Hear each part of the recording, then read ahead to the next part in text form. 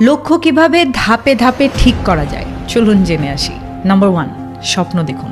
কোনো একদিন আমি এমন একজন মানুষ হব যা আমি স্বপ্ন দেখি ঠিক তেমনই বড় হব। উদাহরণস্বরূপ ধরুন কোনো একদিন আপনার জুতোর সবচেয়ে বড় ই-কমার্স স্টোর হবে। নাম্বার 2, 5 বছরের লক্ষ্য। এই 5 বছরে লক্ষ্য অর্জনের জন্য আগামী 5 বছরে আমি কি করতে পারি।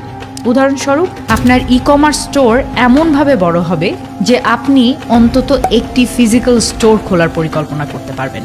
নাম্বার 3, 5 বছরের লক্ষ্যকে 1 বছরের লক্ষ্য হিসেবে ভাগ করা।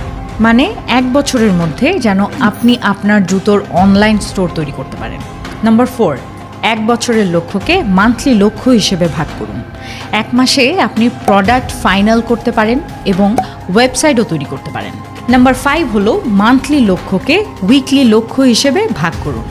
1 সপ্তাহে আপনি হোলসেল মার্কেটে গিয়ে জুতোর রিসার্চ করতে পারেন এবং ওয়েবসাইট বানানোর জন্য কোটেশন তৈরি করতে পারেন। নাম্বার 6, সাপ্তাহিক লক্ষ্যকে দৈনিক লক্ষ্য হিসেবে ভাগ করুন। আজ আপনি কি করতে পারেন? আজ আপনি আপনার ফোন দিয়ে গুগল বা মার্কেট প্লেসে ভালো হোলসেলারদের তালিকা তৈরি করতে পারেন। আর এই সবগুলো ধাপ পেরোনোর জন্য দরকার প্রথম ধাপটি সবার আগে শুরু করা।